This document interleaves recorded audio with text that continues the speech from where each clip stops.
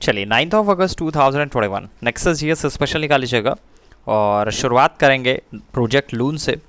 तो नॉर्मली आपका न्यूज़पेपर में दिखाई पड़ जाता है। प्रोजेक्ट लून जो है बेतार संचार प्रौद्योगिकी से रिलेटेड है और यह परियोजना जो है वो गूगल द्वारा स्टार्ट की गई थी।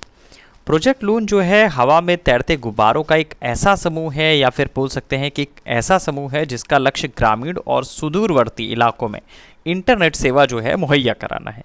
तो इस परियोजना की जो शुरुआत है वो प्रायोगिक पायलट प्रोजेक्ट के रूप में न्यूजीलैंड में की गई थी। प्रोजेक्ट लून में सबसे महत्वपूर्ण भूमिका जो है पोलाथिलिन से बने गुब्बारों की होती है, जिसमें हीलियम गैस भरी होती है। खैर, आपके एग्जामिनेशन में जो पूछा जाएगा सिर्फ उतना ही आप लिखिएगा प्रोजेक्ट लून बेतार संचार प्रौद्योगिकी से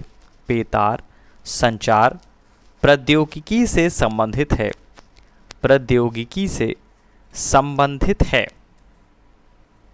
नेक्स्ट है खराई ऊंट के बारे में बात करें तो खराई ऊंट जो है कच्छ, जो कि गुजरात में है, गुजरात में पाए जाते हैं। यह समुद्र जल में 3 किलोमीटर तक तैरने में सक्षम है और ये मैंग्रोव की चराई पर जीते हैं। इन ऊंटों को संकटाग्रस्त प्रजाति घोषित किया गया है। तो आपको पता ही होगा कि संकटाग्रस्त जो प्रजातियां घोषित की जाती हैं उनसे रिलेटेड क्वेश्चन ज़रूर एग्जामिनेशन में पूछे जाते हैं और ये इन्वायरमेंट सेक्शन में अपग्रेड हो सकता है। लिखिएगा खाराई ऊंट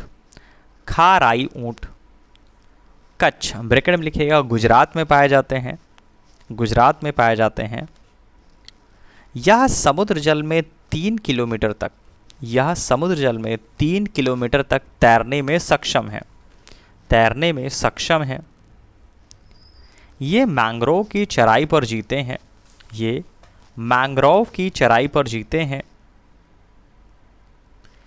इन ऊंटों को संकटाग्रस्त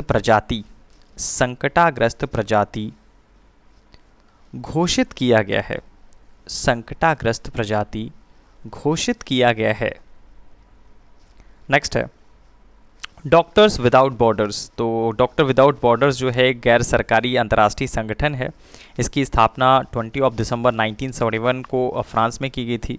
इसका मुख्यालय जो है जेनेवा स्विट्ज़रलैंड में है और इस संस्था का जो उद्देश्य है जाति, धर्म, पंथ या फिर राजनीतिक प्रतिबद्धता के बिना प्राकृतिक या मानव निर्मित आपदाओं और सशस्त्र संघर्ष से पीड़ितों की सहायता करना है। संस्थान को वर्ष 1999 में शांति का नोबेल पुरस्कार प्रदान किया गया था।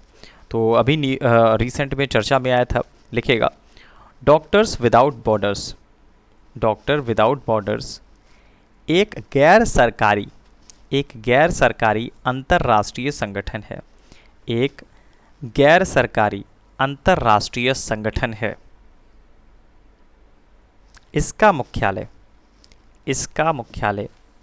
जेनेवा स्विट्ज़रलैंड में है। नेक्स्ट है एजेंडा 21 के बारे में बात करें। जो एजेंडा 21 जो है धारणीय विकास के लिए एक वैश्विक कार्य योजना है। ब्राज़ील की राजधानी रियो डी जेनेरियो में वर्ष 1992 में पर्यावरण और विकास सम्मेलन आयोजित किया गया।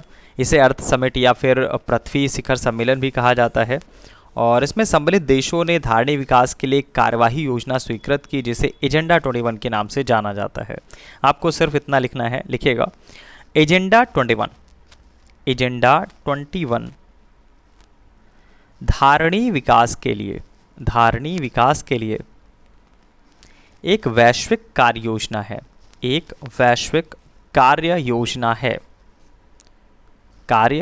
है। नेक्स्ट है मॉन्टेग्यू चेम्सफोर्ड प्रस्ताव। ये 2021 के एग्जामिनेशन के लिए इम्पोर्टेंट है, चाहे वो आपका बोल सकते हैं कि यूपीपीसीएस प्रीलिम्स का हो, चाहे वो आपका समीक्षा अधिकारी का हो। तो मॉन्टेग्यू चेम्सफोर्ड प्रस्ताव जो है ब्रिटिश सरकार द्वारा भारत में संवैधानिक सुधारों से रिलेटेड है। भारतीय प्रांतों में द्वैत शासन का जो प्रारंभ है वो आपका मॉन्टफोर्ड मतलब मॉन्टेग्यू चेम्सफोर्ड सुधार 1919 से प्रारंभ किया गया, जिसे भारत सरकार अधिनियम 1919 भी कहा जाता है। तो इस अधिनियम ने पहली बार उत्तरदायी शासन शब्दों का स्पष्ट प्रयोग किया था। तो इस अधिनियम के तहत प्रांतों में विषयों को आरक्षित और हस्तांतरित 2 भागों में बांटा गया। इनसे हस्तांतरित विषयों का प्रशासन जो है विधायिका के चयनित सदस्यों को सौंपा गया, जबकि जो आरक्षित विषय हैं वो गवर्नर की कार्यकारिणी के पास ही रहे। तो ये दोहरी शासन प्रणाली जो है वो 1921 से 1937 तक 9 प्रांतों में रही। केवल बंगाल में 1924 से 1927 और मध्य प्रांत में 1924 से 1926 तक निलंबित रहा। लिखिएगा मॉन्टेग्यू चेम्सफोर्ड प्रस्ताव। मॉन्टेग्यू चेम्सफोर्ड प्रस्ताव, चेम्सफोर्ड प्रस्ताव संवैधानिक सुधारों से संबंधित थे। संवैधानिक सुधारों से संबंधित थे। नेक्स्ट है, कभी कभी जब आप न्यूज़पेपर पढ़ते होंगे तो गौडगिल समिति रिपोर्ट आ जाती है सामने, ठीक है। गौडगिल समिति रिपोर्ट हो गई, कस्तूरी रंगन समिति रिपोर्ट हो गई, ये चर्चा में आते रहते हैं, न्यूज़पेपर में लगभग से आते रहते हैं। तो गौडगिल समिति रिपोर्ट और कस्तूरी रंगन समिति रिपोर्ट का जो संबंध है वो पश्चिमी घाट के पारिस्थितिकी संरक्षण से है। लिखिएगा गौडगिल समिति रिपोर्ट, गौडगिल समिति रिपोर्ट और कस्तूरी रंगन समिति रिपोर्ट का संबंध, और कस्तूरी रंगन समिति रिपोर्ट का संबंध पश्चिमी घाट के पारिस्थितिकी संरक्षण से है। पश्चिमी घाट के पारिस्थितिकीय संरक्षण से है। इन्वायरमेंट के पोर्शन में अपडेट हो सकता है ये। और नेक्स्ट वन में लिखिएगा वैश्विक वित्तीय स्थिरता रिपोर्ट के बारे में बात करें, ग्लोबल फाइनेंशियल स्टेबिलिटी रिपोर्ट जिसको बोलते हैं, तो ये अंतर्राष्ट्रीय मुद्रा कोष द्वारा तैयार और प्रकाशित की जाती है। तो ये इस तरह से पूछा जाता है कि वैश्विक वित्तीय स्थिरता रिपोर्ट जो है वो किसके द्वारा तैयार की जाती है। लिखिएगा वैश्विक वित्तीय स्थिरता रिपोर्ट, वैश्विक वित्तीय स्थिरता रिपोर्ट अंतर्राष्ट्रीय मुद्रा कोष द्वारा, अंतर्राष्ट्रीय मुद्रा कोष द्वारा तैयार और प्रकाशित की जाती है। तैयार और प्रकाशित की जाती है। तैयार और प्रकाशित की जाती है। तैयार और प्रकाशित की जाती है। नेक्स्ट है, एक तरफ लिखिएगा प्रसिद्ध स्थान और एक तरफ लिखिएगा क्षेत्र। प्रसिद्ध स्थान और एक तरफ लिखिएगा क्षेत्र। बोध गया बिहार, बोध गया बिहार। खजुराहो बुंदेलखंड, खजुराहो बुंदेलखंड। शिरडी अहमदनगर महाराष्ट्र, शिरडी अहमदनगर महाराष्ट्र। नासिक महाराष्ट्र। तिरुपति, तिरुपति का लिखिएगा रायलसीमा आंध्र प्रदेश, रायलसीमा आंध्र प्रदेश, रायलसीमा आंध्र प्रदेश। नेक्स्ट है, नेक्स्ट पॉइंट में लिखिएगा केबुल लामजाओ के बारे में बात करें तो मणिपुर में स्थित है केबुल लामजाओ। ये नेशनल पार्क विश्व का एकमात्र फ्लोटिंग पार्क है। यह पार्क जो है प्लवमान अपघटित पौधों से युक्त है जिनका जो स्थानिक नाम है वो आपका फुमाडिस है। तो वैसे आपका केबुल लामजाओ के बारे में यूपीपीसीएस में कई बार पूछा गया है, आयोग ने कई बार इससे रिलेटेड क्वेश्चन पूछा है, लेकिन जहाँ तक अनुमान है आप में से मैक्सिमम लोगों को नहीं पता रहा होगा कि इसका स्थानिक नाम जो है फुमडिस है। वैसे मैंने क्लास में मुझे लग रहा है 2 बार कम से कम इसको पढ़ाया होगा लास्ट 3 मंथ्स में, ठीक है। ये 3rd टाइम आई थिंक होगा ये। तो जहाँ तक अनुमान है, पूरी तरह से कंफर्म नहीं कह सकता, लेकिन हाँ 2-3 बार तो इसको पढ़ाया गया है। तो किसको किसको याद है वो क्लास में ज़रूर मैसेज करेगा कि हाँ हमको याद था फुमडिस। जिसको याद होगा सिर्फ उसी को मैसेज करना है, जिसको याद नहीं है तो कोई बात नहीं। जितना ज़्यादा आप रिवीजन करोगे उतना ज़्यादा आप चीज़ें तैयार होते जाएंगे। देखिए टेस्ट पेपर में जो आपका वीक टेस्ट होता है, मैंने स्टार्टिंग से ही बताया है कि वीक टेस्ट सबसे ज़्यादा महत्वपूर्ण होता है आपके लिए। तो वीक टेस्ट में आपके नंबर अच्छे आने चाहिए और उसके लिए करना क्या है, सिर्फ आपको क्लास पर फोकस करना है। जो चीज़ें क्लास में पढ़ाई जा रही हैं वो चीज़ें रिकॉल करते जाना है। जिस दिन आपको छुट्टी मिले, जिस दिन संडे हो या फिर जिस दिन भी आपको ऑफ मिलता है क्लास से, तो उस दिन आपका जो कार्य होता है वो ये होता है कि नेक्सस जीएस स्पेशल वाली जो कॉपी है उसका सबसे ज़्यादा रिवीजन करना है, क्योंकि उसमें मैक्सिमम चीज़ें आपको रिवीजन पे भी मिलेंगी, मैक्सिमम चीज़ें अपडेशन पे भी मिलेंगी। सबसे ज़्यादा क्वेश्चंस जो हैं एग्जामिनेशन में 24 अक्टूबर को आपको इसी कॉपी से मिलेंगे, और वो जितनी ज़्यादा बार आप पढ़ोगे उतना आपको रिवीजन होता चला जाएगा। बहुत ज़्यादा होता भी नहीं है। आप सभी को लोगों को बहुत अच्छे से पता है कि लिमिटेड आपको पढ़ाया जाता है जिससे कि मैक्सिमम एग्जामिनेशन में पूछी जाए चीज़ें, वही चीज़ें आप पढ़ें जो एग्जामिनेशन में पूछी जाए, क्योंकि अतिरिक्त आप पढ़ेंगे तो फिर उसके बाद कन्फ्यूज़न क्रिएट होगा और उसके बाद फिर कोई मतलब नहीं रह जाता। देखिए कॉन्सेप्ट एकदम आपका क्लियर होना चाहिए। आपको लिमिटेड पढ़ना है लेकिन सॉलिड पढ़ना है, बहुत अधिक पढ़ने से बचना है। आपको वही चीज़ें पढ़ना है जो परीक्षा उपयोगी हो। हर एक चीज़ का सारांश आपको पता होना चाहिए। जैसे कोई टॉपिक आपने पढ़ा तो उससे क्या क्वेश्चन पूछा जा सकता है ये आपको पता होना चाहिए। वो प्रीलिम्स में क्या पूछा जा सकता है, मेंस में क्या पूछा जा सकता है। ठीक है, तो प्रीलिम्स आपको अलग तैयार करना है, मेंस आपका कॉन्सेप्ट ही पूरा तरह से अलग है। वो उसका जो बोल सकते हैं पैटर्न या फिर आपका रणनीति वो पूरी तरह से डिफर है, अलग है। चलिए लिखिएगा, मणिपुर में स्थित केबुल लामजाओ, मणिपुर में स्थित Keibul Lamjao national park, national park विश्व का एकमात्र फ्लोटिंग पार्क है, विश्व का एकमात्र फ्लोटिंग पार्क है। यह पार्क फ्लोटिंग अपघटित पौधों से युक्त है, फ्लोटिंग अपघटित पौधों से युक्त है, जिनका स्थानिक नाम फुमडिस है, जिनका स्थानिक नाम फुमडिस है, फुमडिस है। नेक्स्ट पॉइंट है, आईयूसीएन के बारे में बात करें तो आईयूसीएन जो है एक अंतर्राष्ट्रीय संगठन है जो प्रगति संरक्षण और प्राकृतिक संसाधनों के सतत प्रयोग के क्षेत्र में कार्यरत है। और यह संयुक्त राष्ट्र का एक अंग तो नहीं कहा जा सकता, हाँ इसे संयुक्त राष्ट्र महासभा में पर्यवेक्षक का आधिकारिक दर्जा जरूर प्रदान किया गया है। लिखिएगा, आईयूसीएन एक अंतर्राष्ट्रीय संगठन है, आईयूसीएन एक अंतर्राष्ट्रीय संगठन है जो प्रकृति संरक्षण और प्राकृतिक संसाधनों के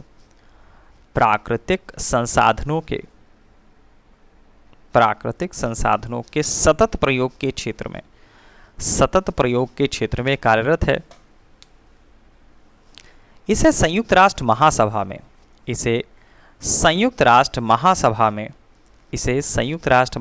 में पर्यवेक्षक का आधिकारिक दर्जा प्राप्त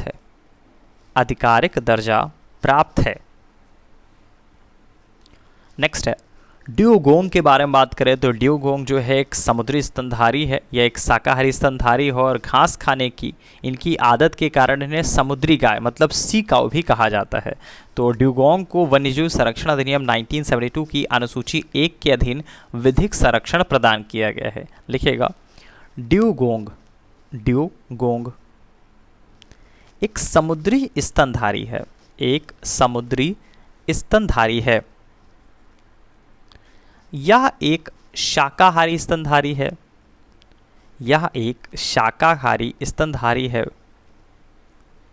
और घास खाने की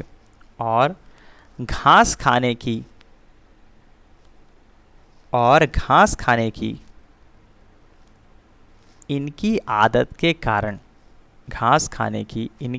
के कारण इन्हें समुद्री गाय भी कहा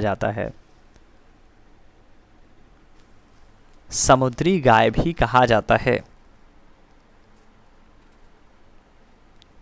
नेक्स्ट पॉइंट है, कर्ण सूचकांक के बारे में बात करें जिसको पार्टिकल डिटेक्टर बोला जाता है। विश्व का सबसे बड़ा बर्फ में 1 घन किलोमीटर घेरे वाला न्यूट्रिनो संसूचक है और यह डार्क मैटर की खोज के लिए बनी शक्तिशाली दूरबीन है। तो कण संसूचक जो है बर्फ में गहराई में दबा है, तो लिखने की ज़रूरत नहीं है वैसे ये। नेक्स्ट पॉइंट में लिखिएगा, गोलन हाइट्स के बारे में लिखिएगा, ये भी आपका न्यूज़पेपर जब आप पढ़ते होंगे तो आपका गोलन हाइट्स आपको न्यूज़पेपर में मिल जाता है। लिखिएगा, गोलन हाइट्स मध्यपूर्व में स्थित है। यह दक्षिण पश्चिम सीरिया में स्थित एक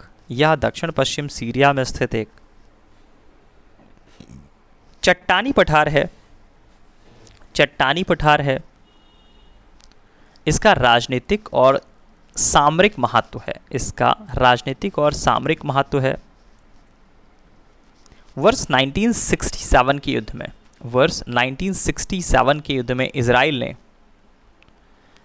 ने सीरिया से गोलन हाइट्स को जब्त कर लिया था। इजराइल ने सीरिया से गोलन हाइट्स को जब्त कर लिया था। वर्ष 1981 में इजराइल ने इस पर पूरी तरह से कब्जा कर लिया है। इजराइल ने इस पर पूरी तरह से कब्जा कर लिया है। और वैसे भी आप सभी को पता है कि इजराइल इस समय जो है लगातार चर्चा में बना हुआ है। नेक्स्ट पॉइंट में लिखिएगा हरिहर प्रथम के बारे में बात करें तो हरिहर प्रथम ने कृष्णा नदी की सहायक नदी जो है तुंगभद्रा, उसके दक्षिणी तट पर एक नए नगर विजयनगर की स्थापना की और उस देवता के प्रतिनिधि के रूप में अपने इस नए राज्य पर शासन करने का दायित्व लिया, जिसके बारे में जाना जाता है कि कृष्णा नदी से दक्षिण की समस्त भूमि उस देवता मतलब भगवान विरूपाक्ष की है। लिखेगा हरिहर प्रथम ने कृष्णा नदी की सहायक नदी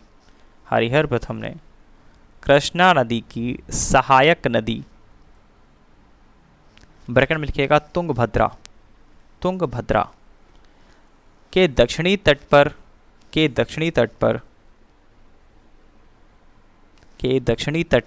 एक नए नगर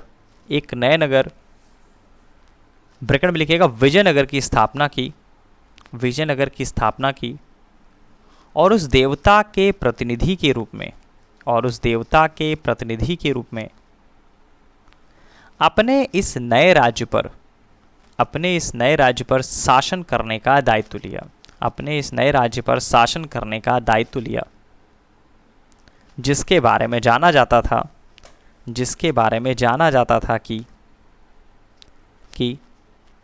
कृष्णा नदी से दक्षिण की समस्त भूमि उस देवता की है।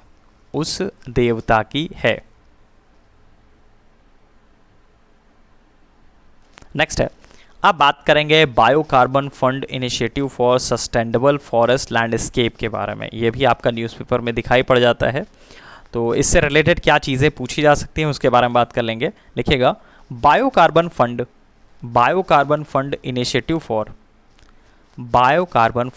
Initiative for Sustainable Forest Landscape एक बहुपक्षीय कोष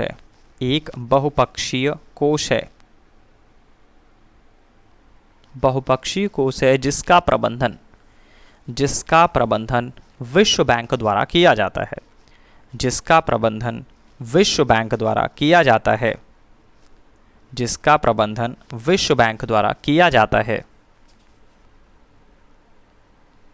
नेक्स्ट है,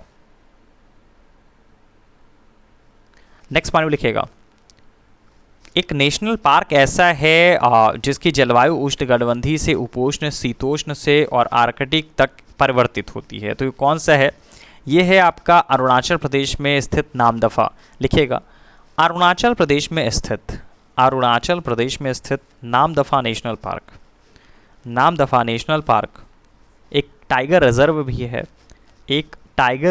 भी है। इसकी जलवायु उष्णकटिबंधीय से उपोष्ण, शीतोष्ण तथा आर्कटिक तक परिवर्तित होती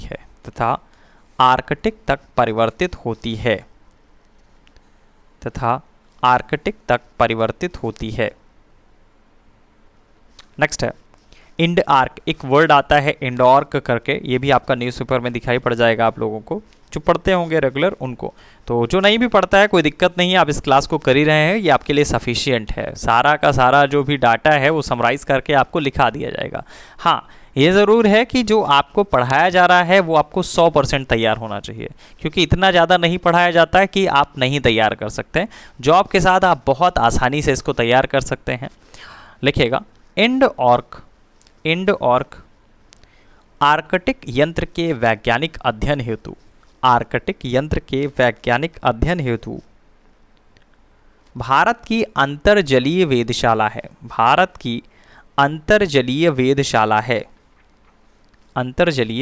है। नेक्स्ट है पंचायती राज से रिलेटेड क्वेश्चन जरूर पूछे जाएंगे। तो पंचायती राज व्यवस्था का जो शुभारंभ है वो 2 अक्टूबर 1959 को नागौर जो कि राजस्थान में है वहाँ पे हुआ था। 73वें संविधान संशोधन 1992 के द्वारा पंचायतों को संवैधानिक दर्जा प्रदान किया गया। इसका जो प्रमुख उद्देश्य है वो स्थानीय जनता के विकास में जन भागीदारी और लोकतांत्रिक विकेंद्रीकरण को सुनिश्चित करना है। लिखेगा पंचायती राज व्यवस्था का शुभारंभ। पंचायती राज व्यवस्था का शुभारंभ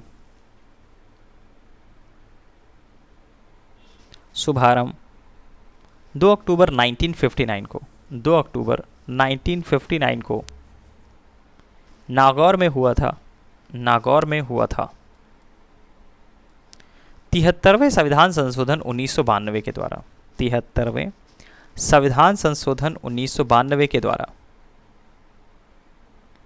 पंचायतों को संवैधानिक दर्जा प्रदान किया गया। पंचायतों को संवैधानिक दर्जा प्रदान किया गया। पंचायतों को संवैधानिक दर्जा प्रदान किया गया।